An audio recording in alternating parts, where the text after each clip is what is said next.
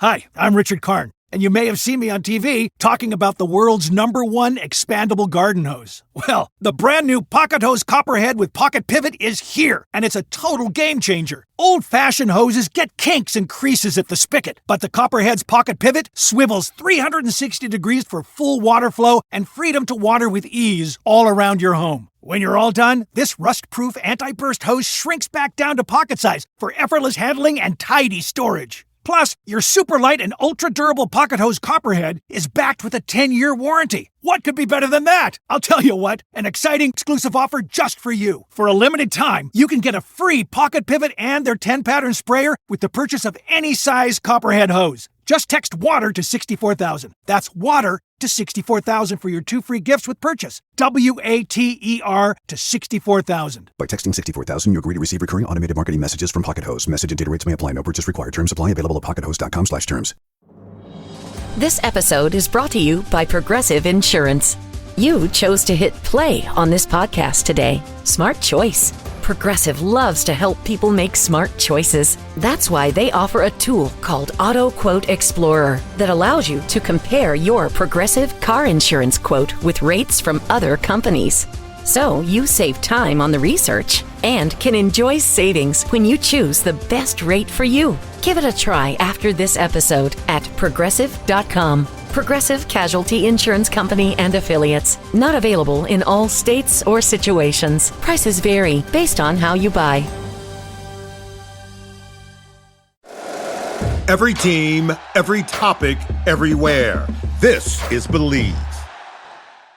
For fans wanting more than just the score, Warhawk Report dives deeper into ULM athletics with expert analysis, recruiting updates, behind-the-scenes access, and real-time updates. Whether you are a diehard fan or just curious about the Warhawks, we've got you covered. Subscribe today at warhawkreport.com. Smart coverage, real insights, all Warhawks. warhawkreport.com.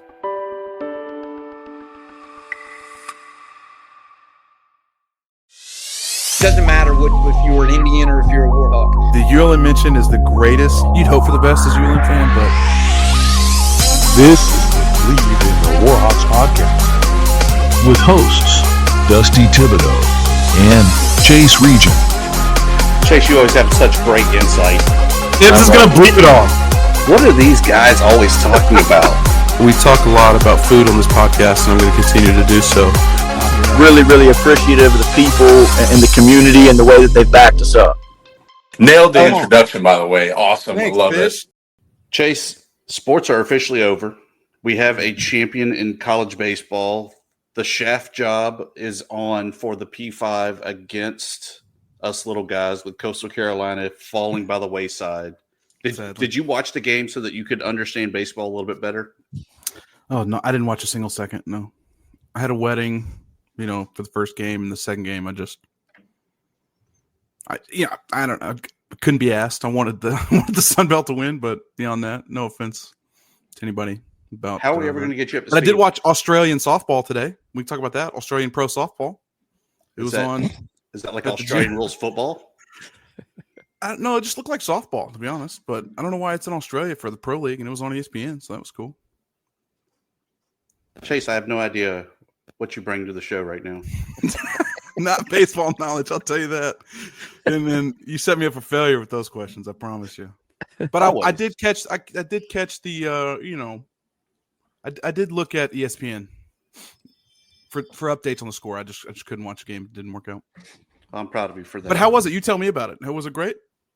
It was a shaft job top to bottom with I know the coach Coastal got moved, right? Yeah, he got tossed in the first inning, then the first base coach. And, when you have no leader, you're kind of on the soul train from there. And it really showed that it took the emotional spirit there out of the shunts. And so the downward spiral. I mean, LSU's not a bad team, don't get me wrong. Sure. But it doesn't help when you don't have your coaching staff there. Yeah, well, SEC still sucks. So, but someone that can jump on that bandwagon with us there, Chase, because they were able to pick up an SEC win last year. No game this year against the Warhawks, so we can be friendly with them this year in hopes that they win the East.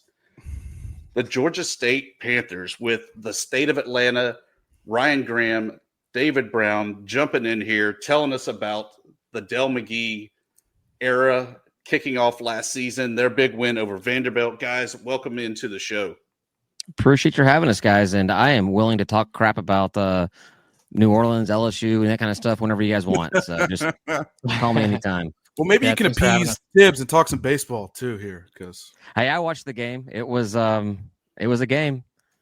I think last night's game was better. The 1-0 game, I think, was better than today's. It was frustrating in that game one just because Coastal just couldn't get a hit. They just could not put the bat on the ball. They would get some guys occasionally in scoring position, but just weren't able to get the timely hits strung together to get the win. And then you had two of the best pitchers in college baseball going head to head. Yeah, I mean, I was talking to one of our other co-hosts texting during the game, and he's like, Coastal blew it. They didn't, they couldn't live up to the pressure. And I'm like, it's a 1-0 game against a 1-seed team coming into the College World Series. I think that, you could literally, a 1-0 game, you can say they were just as good minus one run than the number one team was. It was a good game. So today's was a little bit different. And, you guys talked about the multiple coaches that got ejected from the game in the first inning, and they got a couple hits. They got a couple home runs in there in that game, but just not enough. Plus, I'm not one to defend Coastal or anything, but simply making it there is pretty impressive. And 1-0, that I'm not going to be mad at him for that. I'm not going to be like, oh, you guys weren't very good. You made it there, first of all, and then you kept them down to one run. That's good too. So, screw Coastal, but there's the football spirit that we're here for. If they didn't have that stupid teal field, maybe there might be something better there. Or if they didn't claim Myrtle Beach, maybe there'd be something there. I'm like, wait, guys, you can't have either one of those things. They're not in Myrtle Beach. They're in Conway. They're 30 minutes up the road. 30 minutes about northwest of Myrtle Beach is where they actually are in Conway. So that the Myrtle Beach Bowl, if you ever go to the Myrtle Beach Bowl, don't make your arrangements for Myrtle Beach because you'll be 30 minutes away. So yeah, what's y'all's closest metro? Monroe. Yeah, to Monroe. Metro. It's a big city. To Monroe. From Monroe. Probably Jackson, which is 2.5 hours away. It'd be like you guys being like, we're in Jackson. Wouldn't make any sense. Right. Shreveport, maybe. Yeah, I'm with you. Yeah. Yeah. If you do check, I didn't want it to be a pop quiz. I'm sorry. You got to think about mileage. You're making us think way too much. Yeah. I don't know anything about Louisiana. We don't do that here. I'll tell you that. I know it's a swamp. That's about all I know. I didn't watch Waterboy yesterday. Not in preparation for this. No, I swear to God, I just thought about this. I not in preparation for this. I worked in the yard yesterday morning.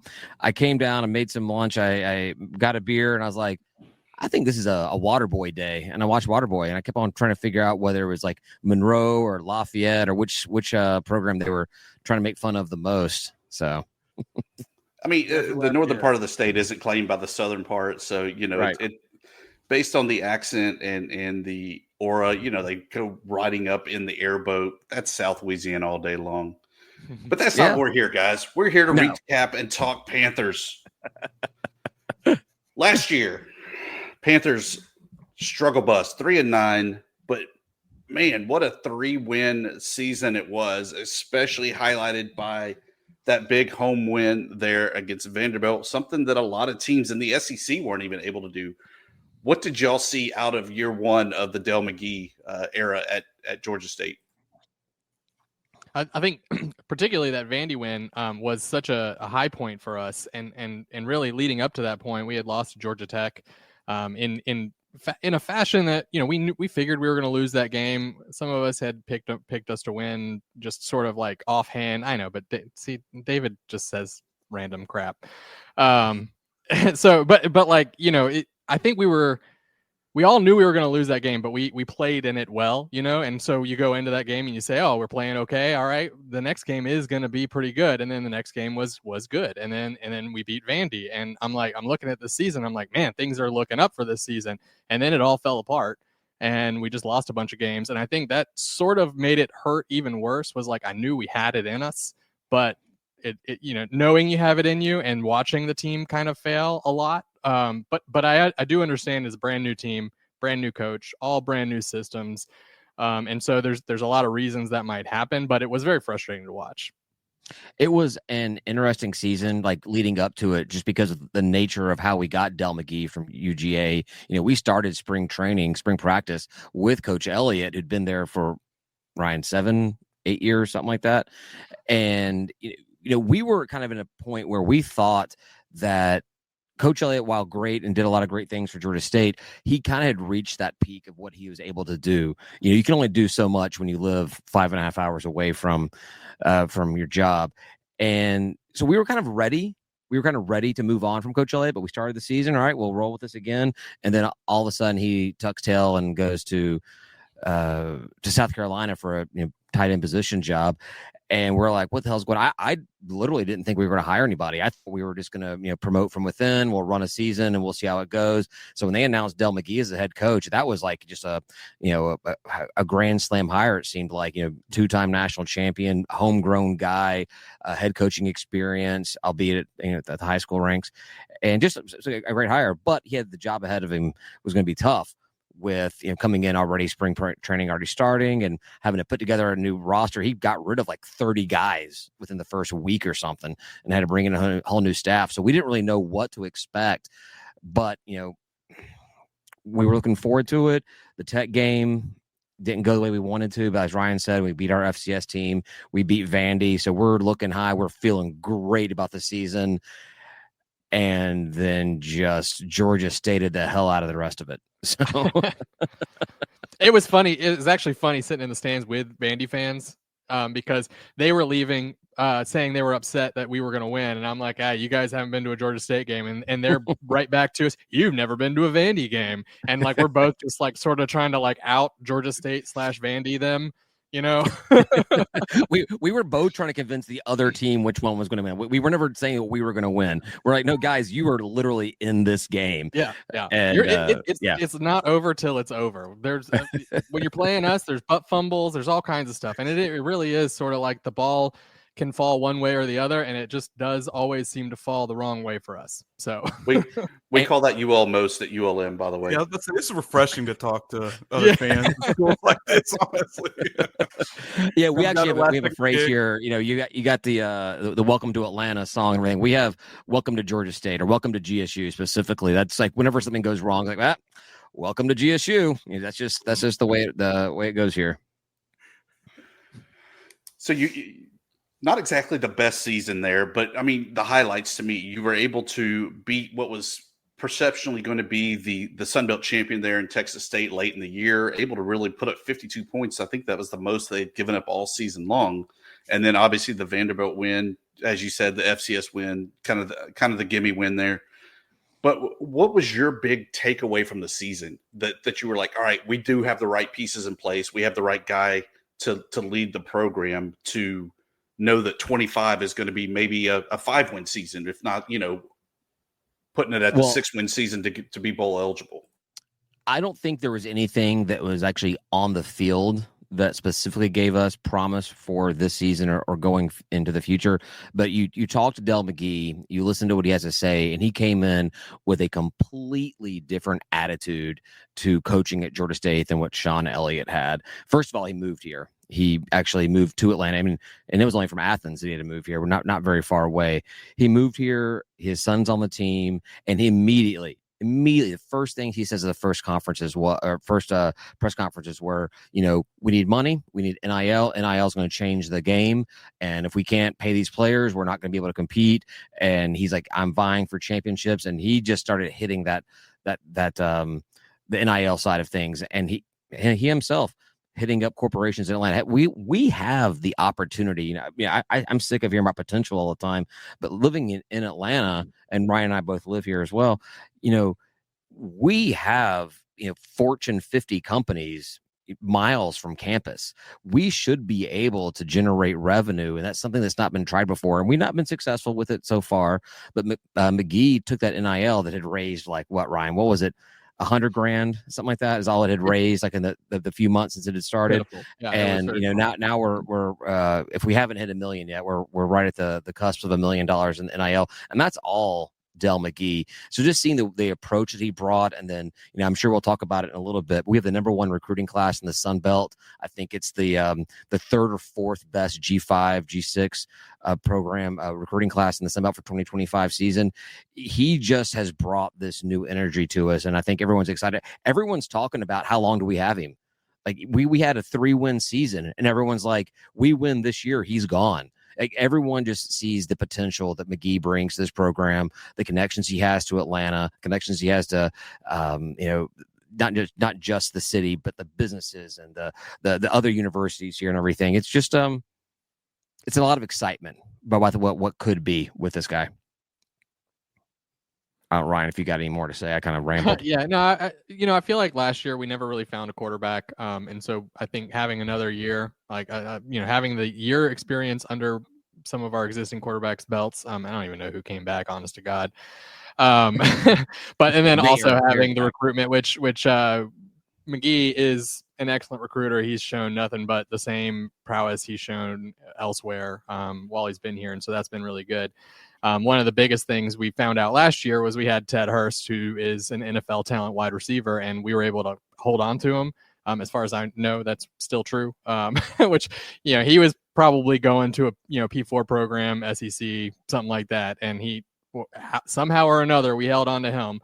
And so bringing that major piece back is going to be good for really any quarterback that plays. But that's what I'm excited about is just really having like the whole year of McGee figuring out the system and then having some time to get some quarterbacks that fit what he wants to do, and see what they can do. And then having really that safety piece in an NFL caliber wide receiver in Ted Hurst. So, yeah, he looks like a dog. David, you said something twice now. I got to go back to Sean Elliott didn't live there. Sean Elliott came to Georgia State. He was the interim head coach at South Carolina when Spurrier left to not have a losing season for his last year, and he lived in Columbia. That's where home is, Columbia, Lake House in Columbia. Yeah, he never moved to Atlanta. His family stayed up there. Every Friday before game days, you could check his Instagram, and he would be at his kids' game up in Columbia. And hey, I'm a father of little kids, but my kids don't have athletic ability because they got my DNA. But I get wanting to be at your kid's game. I understand that. I really do get it. I can't fault him for that. But as a fan of Georgia State, seeing your head coach, 400 miles away in Columbia the night before you've got a game is kind of a little frustrating. And then there was other stuff too. He prided himself on his coaches being out of the stadium at 4:00 on weekdays for practices and everything. They weren't. You live in a world with your Nick Sabans where it's kind of like once that football season starts, it's 24/7 work, and then even in the off season, that's all you do is recruit, and you're working. And it seemed like Coach Elliott, and I like Elliott. We had him on the show. We talked to him many, many times. I like Coach Elliott. He's a good guy, but he just did not seem like he was as dedicated to the success of Georgia State as I think any fan wants their head coach to be. But yeah, he lived in Columbia, never moved when he was here, like I said, 7 or 8 years. I think that's just hilarious. If I'm being honest. I'm so sorry for your pain, but yeah, we laugh too, but it's not a funny laugh. It's more of like one of those. Oh yeah. Hey, I tell you, we've been there, man. It's all sounds real familiar, guys. Yeah. So one thing that we noticed at ULM this past year was there essentially was no football in the spring. If you asked head coach Bryant Vincent, there was no team. We're not practicing. There's no spring game. Everyone's under the radar because they were trying to hold on to everybody from kind of P4 poaching. Was that kind of the same thing that was going on there in Atlanta for Georgia State, or was the NIL that y'all had and collected really enough to kind of open things up and be able to actually practice? And I say that knowing ULM had practice, they had a spring game and all that, but It was definitely kept way under the radar as much as possible. Ryan, I mean, I don't think that anything was that strategically different than it's been in normal years. I know we saw with was it Texas and Kansas that USC that canceled their spring games to kind of keep the cameras off the kids and stuff like that. And we lost some people after spring game, but I don't think things were big difference, right, Ryan? No, I don't think it's honestly, I think it's BS, right? Coaches don't really want to have a lot of news coming out about practices in the first place. And so they're coming up with reasons all the time. And usually they're getting fought on it. But now the NIL thing comes out. That sounds like it might be plausible. But like, people aren't poaching you based on your press releases, or poaching players based on press releases, or even showing up to practice. Like, and if you have an open practice anyway, like, nobody's coming in there and finding out about a kid that they didn't know about already, right? With the amount of money and the amount of scouting that's going on, they've seen that kid on the field. They've seen their huddle highlights from high school. They've seen a lot of information about it. They're not going to learn anything from like a practice that they didn't already know from years of recruiting the same kid anyway. So like, I feel like it's a stupid excuse a lot of programs use. I don't think our program really implemented it. I'm pretty sure we were as open as we typically are, which, sad to say, is not very open anyway. So as open as a spring game at 4:00 on a Friday during rush hour Atlanta traffic can be, right? Yeah, I mean, so the funny thing about ours is it would be easier by somebody to make it to it if somebody was paying somebody to be there. It would have been a lot easier to make it because it was during business hours. Welcome to GSU. So with that said, I mean, what did you really kind of learn about your team this year in spring coming into this season, knowing that you have a pretty tough non-conference slate? You play at Ole Miss, you host Memphis and Murray State. I don't know if it translates, the darlings of college football there, or of college baseball, come over for football, and then the return trip to Vandy that they're not going to be overlooking you this year. But what did you learn about your team to get ready for that non-conference schedule? Hey man, I know the purpose of this podcast and you guys having us on was to talk about what Monroe fans can expect to see out of Georgia State going into the season. But I'll tell you what, dude, who knows? We're as close to the program as anybody is, but with the portal and with the NIL, I should say now, but with the way everything works, it's really hard to know.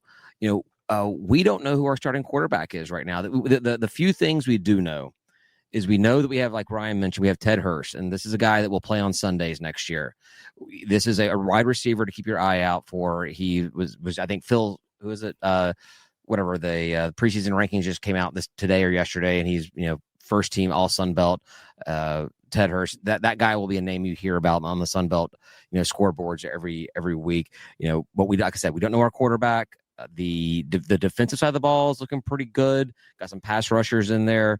Offensive line is still up in the air, but we have a stocked, running back room. But, outside of, a player here or there, it's really hard to tell you who to keep your eye on and look at with this team. It's just, we don't know. We really don't know. And we won't know. Probably won't know, after that first game at Ole Miss. Who the hell knows after you play them? If we win, we'll have all kinds of things to talk about. We lose, but we still don't know anything about this team. So it is a tough start, but we'll see. Ryan, I don't know if you have any more insight than I have on that. Well, I think the new normal is what we're having right now, which is the complete turnover of a program. I think we're all experiencing it right now, where there's just massive turnover, and especially at the G5 level as people get poached away and stuff.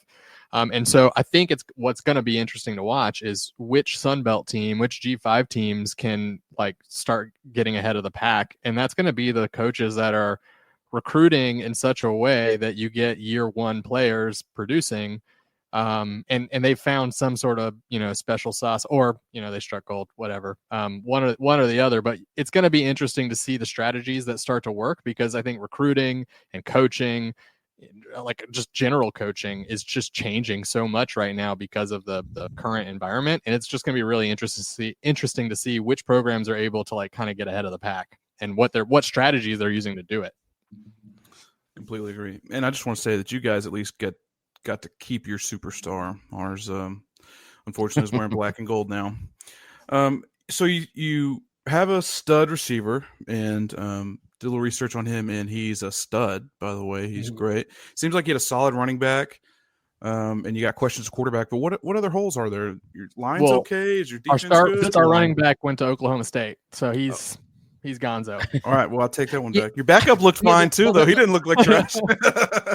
Yeah, but our transfers on the running back side of things, we got a guy from Ole Miss, a guy from UGA, a guy from Memphis, a guy from South Carolina. So we brought in a lot of guys. The running back room is tight, but our offensive line is a big question mark. So, as great as your running back can be, if you don't have a line to block for them, or you don't have a line to, open up the passing game for your quarterback, who knows? So that's going to be, I think, as far as anybody that's kind of watching to see how it's going to be at the beginning of the season, is to see how that O-line really holds up. And if they're able to, give the quarterback some time, they can, open some pockets up, then we may actually have a really good season. So I think our defense is going to be pretty good. I was talking to one of our good Georgia State buddies who's way more dialed in to the locker room than I am. And he's talking about, our pass rushers could be some of the best in the Sun Belt this season. And, we could really put a lot of pressure on the opposing offenses. And, you do that, gives your offense more time to play, So when you look around the Sun Belt, you'll get to face South Alabama and then travel to Troy from the west side as a cross-divisional. What do you see on that conference slate on the east, and then those two Western games? How do you see that kind of shaking out for Georgia State? Well, the funny thing about that is I think that the Troy game is the only game that we will take a bus to all season. We living in Atlanta, we fly everywhere, but that Troy game is only like 2 hours away from us. It's the closest team to us, which it sucks that we're right there on that state line, splitting the divisions. Because I'd love to play Troy every single year. We've always played each other really tight. I think they've got the edge on us, but I think that'll be a fun game. It's one that fans can travel to either home or away. So I'm looking forward to that. South Alabama, they kind of started football right when we did. We got a good little a budding rivalry with South Alabama, and I think we have the edge on them. I like that we're playing the Alabama schools for our out of conference. I like that quite a bit. But man, playing in the East, it's a gambit, man. I hate pretty much every school in the East. I think I got some respect for Marshall, and I think maybe that's the only thing positive I can say about our East opponents is I have respect for Marshall. The rest of the division is absolute garbage. You get trash down south, the hometown rival over here. That's just absolutely, that's the New Orleans of Georgia. It's just the worst place in the absolute world. Coastal, that ugly ass teal field. And the interesting thing here's something to keep an eye out on. We've been playing Coastal ever since they came into the conference. We're playing them there this year. The home team has never won in our series at all. So, we're playing up there, so we can kind of, permanent marker that one. We can Sharpie in a W on the scorebook on that one. Appy State has had our number. We've never beaten them. Jimmy Madison is the ugliest color in all of college football. And, as much as I absolutely hate that fan base, they wrote the book on how to come into FBS from FCS. They know what they're doing over there. So it's a gambit of a ride. I see 6 wins on the season. I see a bowl eligible team on the schedule. It's just going to be a tough ride.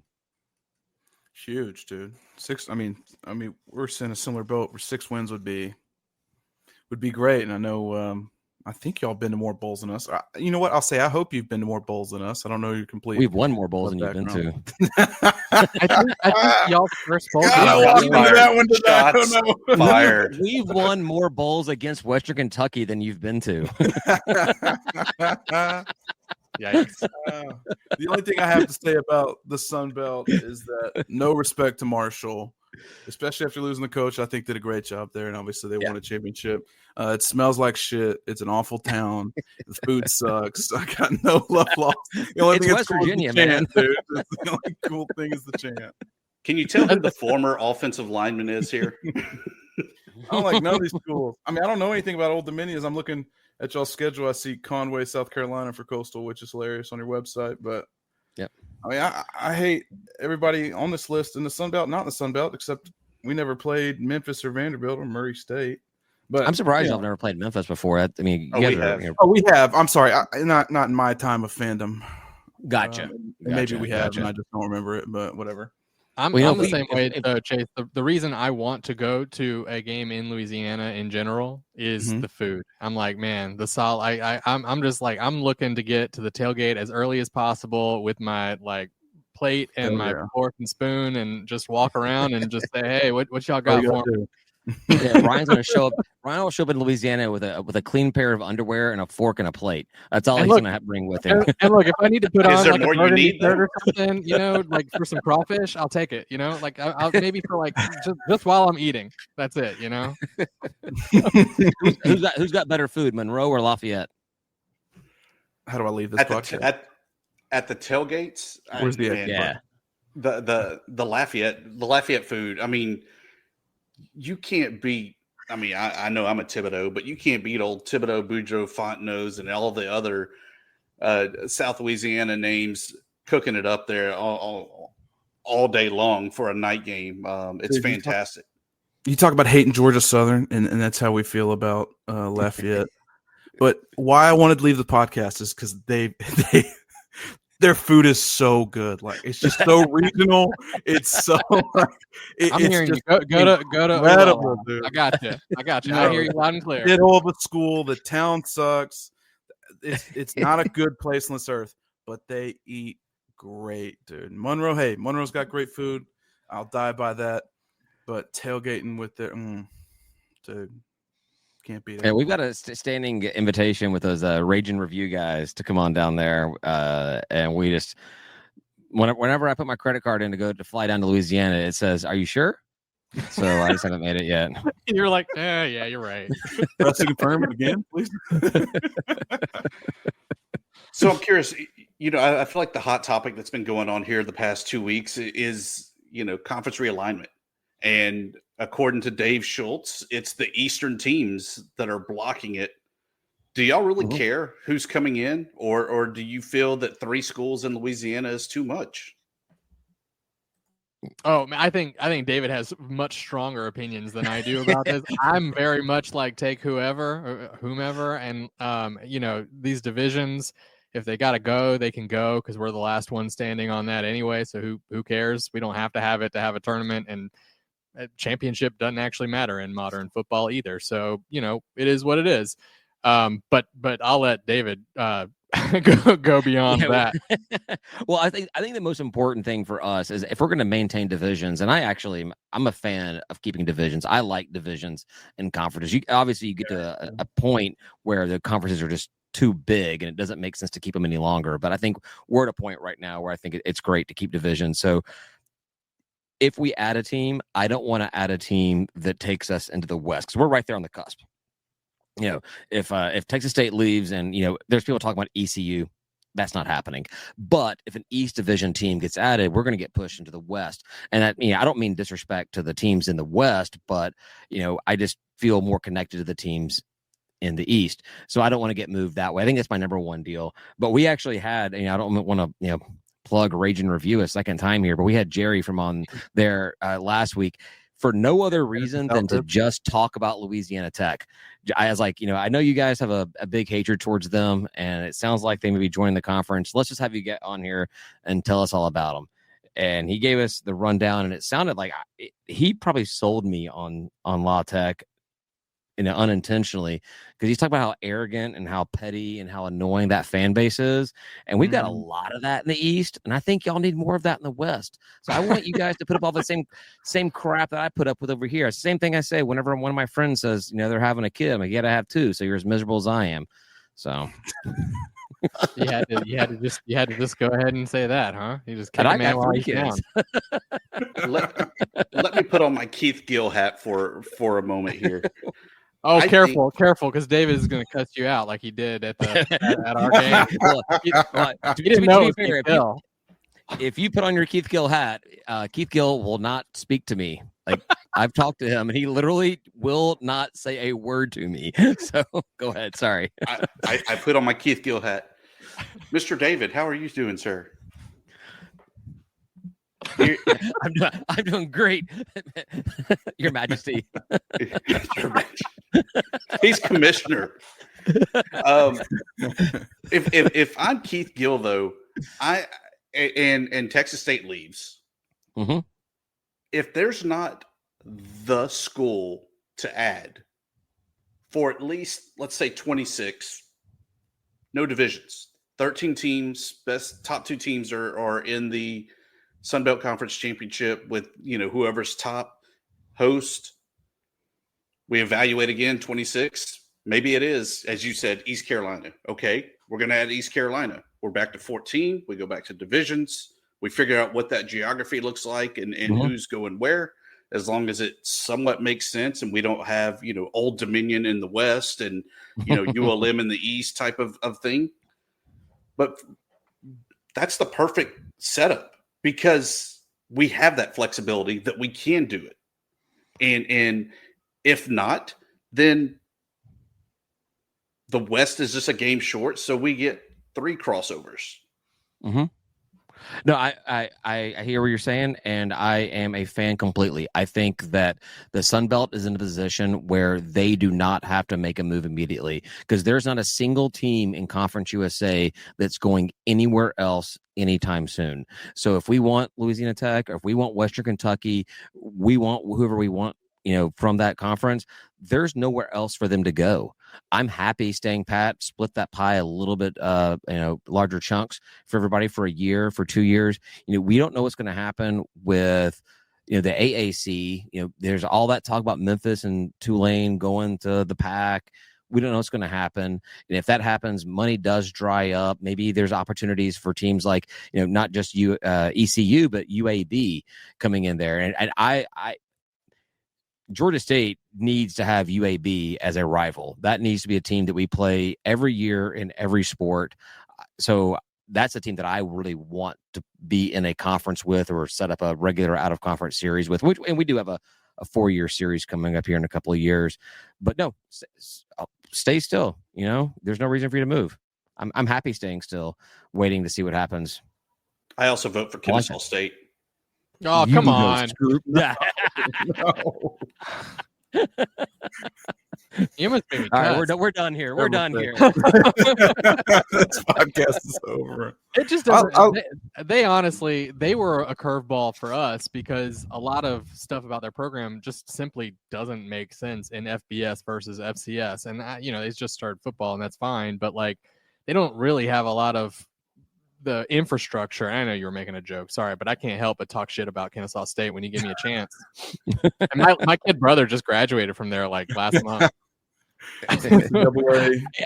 Yeah, I'll say we played them in basketball the past couple of years. We were up. Ryan and I were up there at the basketball game up at Kennesaw State, and I don't want to give them any kudos, but those night students put together a really good electric environment in the basketball stadium. It was rocking. It was rocking. So, but yeah, no, they had to. We were talking about this with on the other thing. It was they literally had to change the NCAA rule requirements on attendance just so Kennesaw State could be FBS because their stadium only seats 7 or 8,000 students. They would soccer field. Yeah, really? There was that NCAA requirement that over a rolling 2 years you had to have an average attendance of at least 15,000. They lifted that effectively so Kennesaw State could be promoted to FBS because they're working on a new stadium, but whatever. There's precedent though with Idaho, but Idaho had the best response ever when the NCAA was like, you got to have 15,000 to be D1. It's like, okay, we'll play outside, but no home games until November. And the NCAA was like, nah, you're good in the Kibbe Dome. Yeah, there you go. Coolest venues in college football. Idaho, I think we have an 0-2 record against Idaho. Tough. It's not likely to get better. Tough team to be 0-2 against, dude. Oh, and to pour salt in the wound, my wife had planned a surprise 40th birthday party for me at the Georgia State game versus Idaho. Last game of the season. Last game is Idaho in the Sun Belt. They were going to drop down to FCS after that. I've got 40, 50 friends, family, everybody inside the stadium for the game for me, and we lost the game. So, tough, dude. This is what we do. Well, I hate to come full circle on you, Tibbs, but as a completely biased person, I think Tech makes a lot of sense. It immediately ignites 2 more rivalries, and I think they've shown that they have the competitiveness. They've had some players in the league. They're also, David and Ryan, I was talking crap about Lafayette. Ruston's also an awful place on this earth. And it doesn't have any of the pretty parts about Louisiana and doesn't have any good food. I mean, they do have a cool peach festival. I'll give them that. But other than that, you're talking to some Georgians. So good point. So there's your rivalry against them. No, I went out to like Seattle, or I forget if it was Seattle or Indianapolis I was in. I said, what kind of food do you guys have? It was Indianapolis. So what kind of food do you got that's good? Like, what are you known for? And they were like, fried chicken. And I was like, no. No. Like, I come from the South. What's wrong with you? No. Especially Atlanta, man. Like, we may not fry the whole chicken down here, but we'll give you the best damn wings you ever had in your life, Or the chicken strips. Either way. At a strip club. So yeah, exactly. Actually, the quesadillas are better. Oh, you've been? Uh-oh. The challenge. So I heard. On my bachelor party, David, you got to remember that. We got to get quesadillas too. I think I can remember that. Good, because I won't. That's the goal. If you don't remember it on your bachelor party, it never actually happened. No. Sorry, guys. This is our podcast.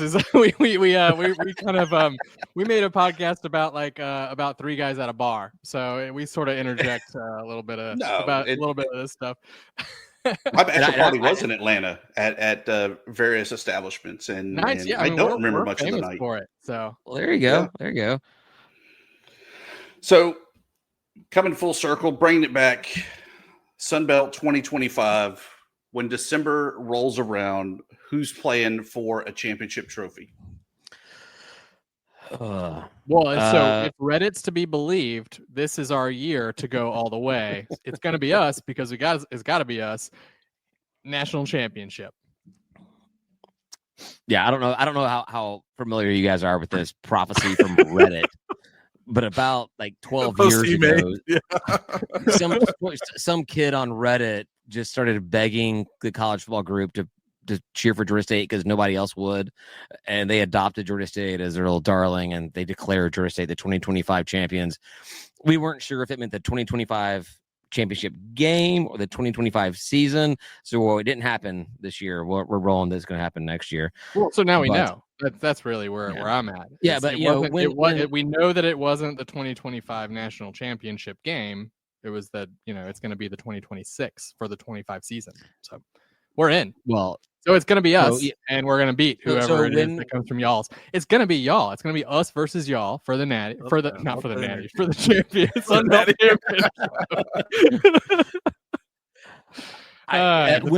When the NCAA comes in and sanctions us because of foretold prophecies preventing us from, not precluding us from being able to play in the championship game.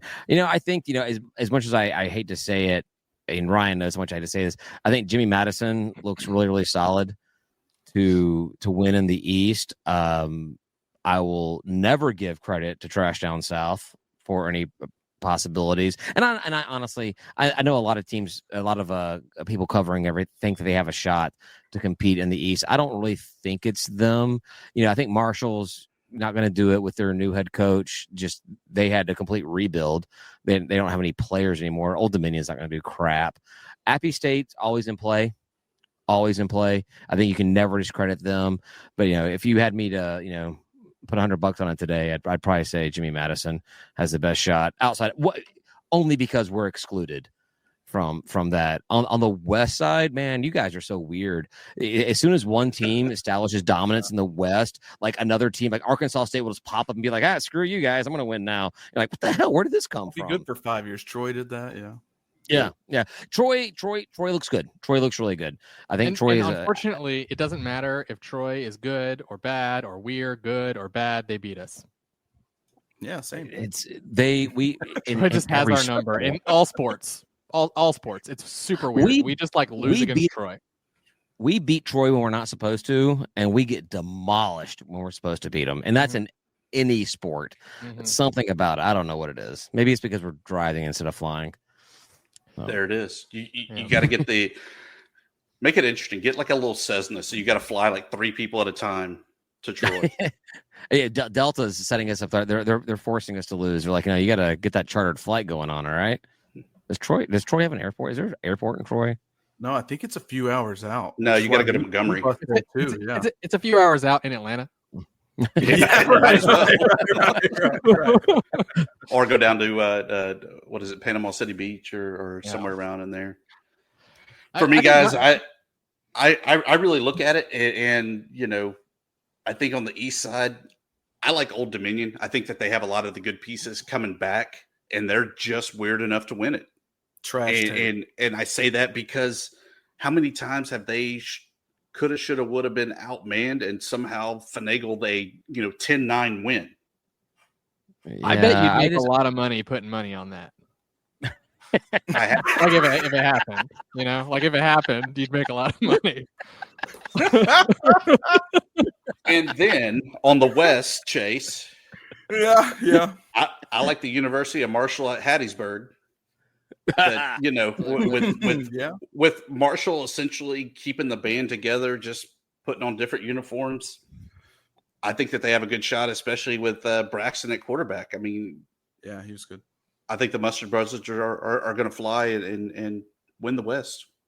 You just lose a phenomenal player on the end. No, that's a terrible take. Old Dominion's not even going to get close to the East. Honestly, that's an awful thought. I'll save that audio. Yeah, and I agree with David. Like, James Madison just looks good. I think they've just got some things figured out. Period. I know they've got a big budget, and I don't know. I'm impressed with the athletic program, but maybe just because football's good. Anyways, I think App's going to be bad. I know you guys had said like App's always good. I think they're really on that decline, and we're starting to really see it. And I think we're just on the edge of it.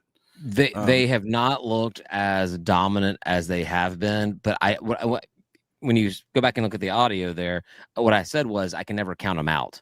I can never count App State out because you never know what's going to happen there. So, but yes, Luke Combs effect. I think South Al's going to be a team this year in the West, I think they're going to be a really, really good football team. No, I think they've just kind of got the core there ready to go. Troy's going to be good. I think Texas State. I mean, it just seems like last year at some point they were going to be a top 10 team. Maybe that's Sunbelt hopes, but and I think you'll see us compete a lot more than you have in the previous years, and even a little more than last year. So, I don't think it's going to be too different. I do agree that Southern Miss is going to look good though. I think Huff's got them going down there. I like that Southern Miss theory too. Just because my whole thing is like everyone's seen such massive turnover, and weirdly Southern Miss saw a bunch of turnover that isn't really turnover. It's just like we're practicing in a different climate now.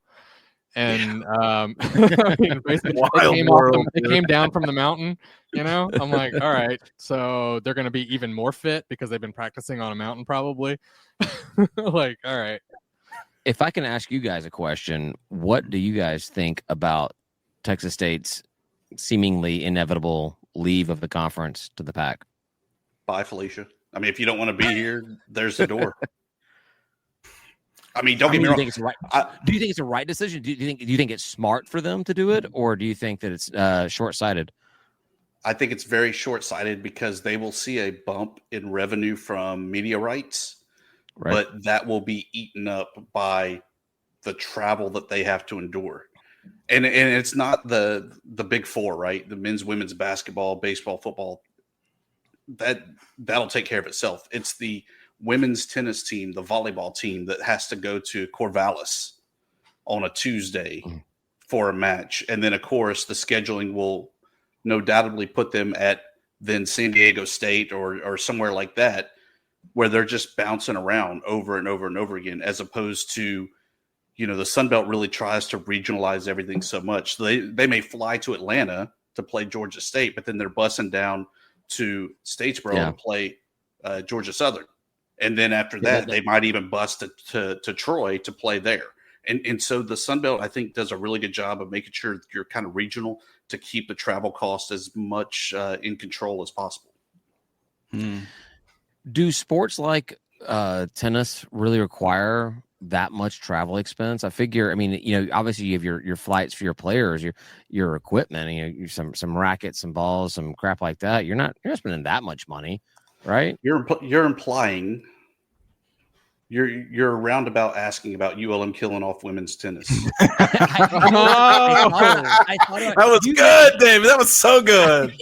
I wasn't going to say anything, but you mentioned women's tennis, and I was like, can I let this go?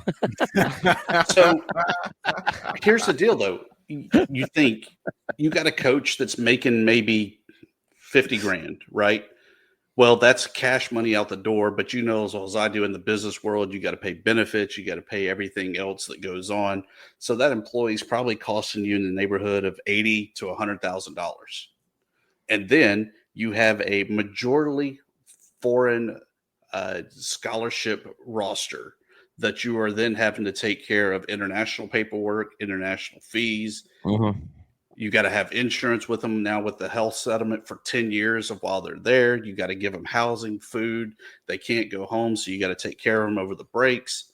Oh, and then we have all the equipment. Then we have all the uniforms and the travel, because you can only play Louisiana Tech so many times in a tennis match before you have to go to New Mexico State, or anywhere else to really get in there. And then you start getting into the Sun Belt Conference slate. Right.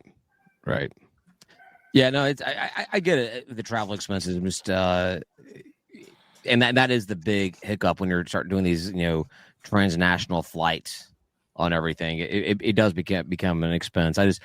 I always kind of wear that little badge for us being in Atlanta, that a flight to, you know, Portland, Oregon, or a flight to, you know, New Orleans is $100 different, you know? Mm-hmm, mm-hmm. I think I got a little bit of different of a take on Texas State joining Pac-12. I grew up in Texas, and so, you know, Texas State kind of has some stigmas, but have really always been known for how much potential they have. And I think it'd be a great addition by the Pac-12. I think you'd see them grow, as you've seen some other schools do in other conferences. And I don't know that they're in a perfect location. I think they're a tough, you know, how are they ever going to establish themselves against Texas? That's an hour away. You know, that's brutal. But they've done a great job with their brand, especially in the last 20 years, and especially becoming Division I FBS. I think it makes a lot of sense for them to do it. I think they're close to an airport. It's decently easy for them to travel. I think they've got the money. I think that area has the money in general, but I think that school does as well. They're a huge school with a big fan base. So I do think it makes a lot of sense from what the Pac-12 seems like it might shake out to be. But with all that said, I mean, I think they really do need to think about it, because the Sun Belt's in a really great spot right now in most sports. And, you know, they have some great games against some good opponents year in and year out. And so it's not like their strength of schedule is just in the tank, you know? So I don't know. I think it would make a lot of sense for them to leave, and you know, I don't have as harsh as an outlook of like, you know, if you want to leave, bye. I just think, yeah, I don't blame them for that. I don't think they really have the regional games like we do and like you guys do as much as they could have in the Pac-12. Yeah, they are that outlier. I mean, they're the outlier team here, but they'd still be an outlier team over there as well. But, you know, arguably bigger national profile names. Yeah. And their travel's about as easy as us. Like Chase mentioned, an hour out from Austin, about 30, 45 minutes out from San Antonio. Like you're pretty close to very large metro areas that you can get out, and it's easy to fly. Once you're in the air anyway, it's like whatever. So I think I agree with you, Chase, on that. It's like it's probably a good place to, you know, spread your wings. And if the money for the media deal is that much better, I mean, that was what when we were talking about joining, like, what would it mean for Georgia State to join the AAC? I'm like, I don't even know why we do that at this point, because I feel like the Sun Belt is a better conference in general. Like, just we're more competitive. The matchups are more interesting. Like, there's a lot of upside to the Sun Belt. But then I went and I looked at that media money, and I'm like, oh shit, we got to join the AAC. We got to get out of here, right? Like, holy crap, that's a big giant jump. And I understand they're even paying people less, but like that's what you do, right? You got to even the half pay is. The half pay is higher. The Americans' half pay to the Conference USA 6 is still greater than what Sunbelt's payout is currently. And like substantially more, like embarrassingly more. And the Sunbelt's got to fix that sooner rather than later, in my opinion. Otherwise, there's no reason to stick around. But they do have a good product, and I feel like they should be able. We should be able to flex those muscles and like get better deals for our programs because we're there. We're already there. We just got to get that income coming in. Yeah, I forget when the next look-in is on the contract of when it could be bumped up. Look-in. I think it's 2030. I think it's 2030. Is it 30? Maybe? Yeah. I think it's that 29-30 season. I think. So it's a long time. Yeah, that is a long time, and to me that kind of puts it to where you definitely, if Texas State leaves, that you're staying pat at 13 until that right team comes along that can maybe trigger an earlier look in. So I've always said, ever since we added the 4 new teams, and there are people talking about wanting to add another 2 teams, go to a 16-team conference, and whether that be Western Kentucky and Middle Tennessee or whatever it may be. And do you think the Sun Belt is in danger of actually splitting into 2 conferences? Because I feel like if you get to 16 teams, it's inevitable that there's an East-West split, because we already know that Marshall and Old Dominion were pushing for that Eastern Conference USA kind of sect over there, and so I say for everybody that wants to add 2 more teams, go to 16. You're just counting the days until there's that East-West split into separate conferences altogether. Do you guys get that feeling on the West side at all, or is that just my own East side bias on that? I think it's a little bit of both, right? I mean, 16 teams, that's tough. I mean, we just saw the premier conference of the SEC hit that, right? And so if they're on a struggle to get there, I feel like the Sun Belt would be kind of on the struggle as well. The other thing is there's nobody really in the West that you would want to add to balance it out. I mean, all day long, Charlotte, East Carolina, hell, in any of the UNC fill in the blanks would be pretty good additions there, at least for the basketball, baseball. Not all of them have football, but on the West, I mean, you got to go into Texas where you're then talking about Sam Houston. Is that really a key addition? Rice, North Texas, Carlson, yeah. But you see what I'm saying? I mean, there's just really nothing out on the West side. Yeah. To do it. And if you do, you're still going to have that outlier, right? Because what do? You go get Tulsa, for instance. Well, even if we had Tulsa, there's nobody really regional to them. Maybe kind of Jonesboro, but that's really about it. Missouri State. They're joining Conference USA this year. They'll be a FBS team. Crickets. Yeah, great. I know, right? We're giving them and Kennesaw State too much airtime tonight. Right, Ryan and I are both on the page of state name. State is always a good program to add. If it's Georgia State, Texas State, Missouri State, it's not the worst team you could add. McNeese State. Northwestern State. Yeah. No, like a state. The actual state name. It's got to be a real state. We just hate ours. Okay, we get where you're going. I just don't like ours. Yeah, but nobody even knows y'all's as that, right? Like when people say Louisiana State, I'm like, what school is that? I've never heard of them. Yeah, a lot of people talk about because we really embrace the being in Atlanta part of Georgia State. We really lean into it hard. I mean, I think this podcast at least leans into it hard. State of Atlanta, right? And so there's a lot of people that say that we should just rebrand as University of Atlanta or something like that. I'm like, while I don't hate that idea, when you got teams like Cincinnati and Houston, whatever, when you already have a name like Georgia State University, you already have a premier name.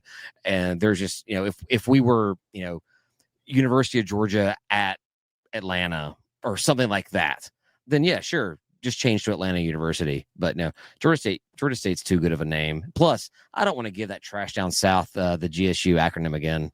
Well, screw those guys. Look, one of the great things about the Sun Belt is rivalries. You already talk about Trash U there. You change it to Atlanta State University, ASU. You then have a rivalry with Arkansas State over who's the real ASU.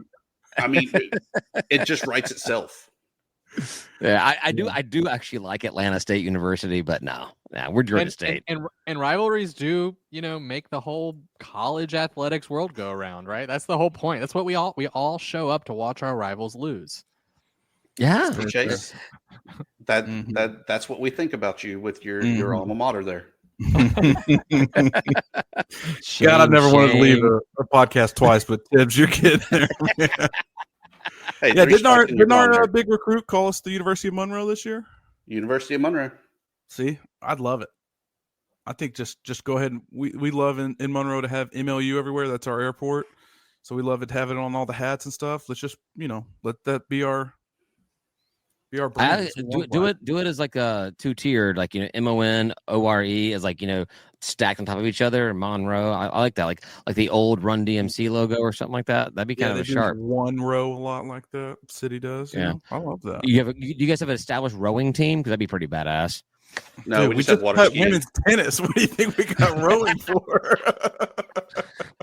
I don't think they travel at all. So if they do, it's by boat. So, but I'm pumped. Yeah, but you guys are badass water ski team, right? Badass. Several national championships in water skiing. We'll whoop the shit out of y'all, 100%. Absolutely. Hey, get us to Lake Lanier, and you just won't come back because you'll drown. This dude's talking shit about rowing, and and now we're all talking about water skiing. Yeah. Difference, right? Hey, listen, we got limited things to talk shit about. You immediately jump on them and you go 100%. I promise. Guys, can't thank you enough for this. It's always great, especially when we're able to chop it up. There's no game this year. Obviously, looking forward to seeing if that comes out in 26. But tell everybody where they can hear more about State of Atlanta and ASU. Man, we are State of Atlanta everywhere, but Instagram for some reason, which we don't post there a lot, so it's okay. No, stateofatlanta.com, Twitter @StateOfAtlanta, TikTok @StateOfAtlanta. State of ATL on Instagram for some reason. I'm not sure why, but yeah, we're out there. Also, don't search TikTok #State of Atlanta. You will find some messed up crap. And do you know this, Ryan? You actually don't want to know what the State of Atlanta is. Yeah. No, you do a search for #State of Atlanta on TikTok. It happens outside of my house. Probably it's not good. It's not pretty. So. The aforementioned chicken finger strip clubs. Yeah.